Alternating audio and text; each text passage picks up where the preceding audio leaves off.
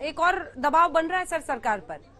विपक्षी तो विपक्षी, नीतीश कुमार जैसे जो जेडीयू के मुख्यमंत्री हैं गठबंधन में है सरकार के साथ, कि जाति जनगणना हो तभी उसी आधार पर आरक्षण हो।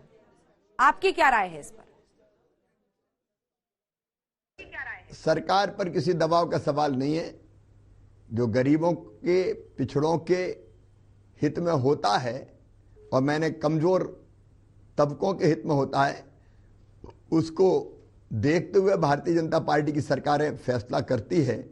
आखिर सबसे पहले अंत्योदय को जमीन पर उतारा था तो स्वर्गीय भैरव सिंह शेखावत जी जब राजस्थान के मुख्यमंत्री थे तब अंत्योदय योजना बनी और भारतीय जनता पार्टी की तत्कालीन प्रदेश सरकारों ने भी, मुझे अच्छी तरह याद है, पटवा जी मुख्यमंत्री हुआ करते थे मध्य प्रदेश में, स्वर्गीय पटवा जी, अनेकों कामों को अंजाम दिया है जो गरीबों के, पिछड़ों के हित के लिए जरूरी होगा। हमारे लिए राजनीतिक मुद्दा नहीं है, हमारे लिए वोट का सवाल नहीं है और ना वोटों को देख के हम कोई कदम उठाते।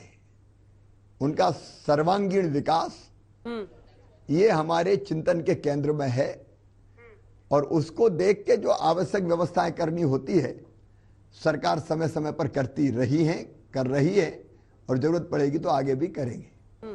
शिवराज जी, ये कहा जा रहा है कि आज ओबीसी एक पावरफुल वोट बैंक है और इसीलिए मोदी सरकार और तमाम आप लोग सब चाहते हैं कि चाहे वो उत्तर प्रदेश के आने वाले चुनाव हो, एक वक्त में मध्य प्रदेश में भी आएगा, बिहार में बहुत पावरफुल ये वोट बैंक है, इसीलिए ऐसा कदम उठाया। क्योंकि अधीर रंजन चौधरी सर देखिए घेर रहे हैं कि आपने 2018 में तो जो 102वां संशोधन किया था संविधान का, उसकी वजह से राज्यों से अधिकार केंद्र को चला गया था, अब तो आप सिर्फ वापस दे रहे हैं। इन दोनों आरोपों पर आपका क्या जवाब है? देखिए, कांग्रेस का काम केवल आरोप लगाना है।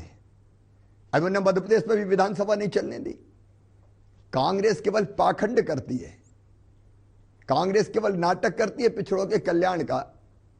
अब मध्य प्रदेश में कांग्रेस ने बिना किसी तर्क के, बिना तथ्य के, बिना तैयारी के, केवल वोट बैंक के लिए आरक्षण 14 से बढ़ा के 27% कर दिया और उनको पता था कि कोर्ट में ये टिकेगा नहीं।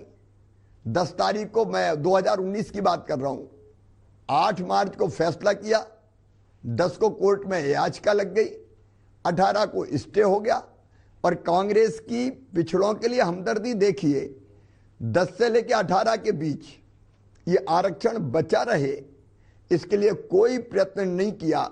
यहां तक कि स्टे के समय उनके एडवोकेट जनरल तक खड़े नहीं हुए ये तथ्य और तर्क देने के लिए कि आरक्षण जारी रखा जाए और आरक्षण पर स्टे होके वो 27 से फिर 14% हो गया।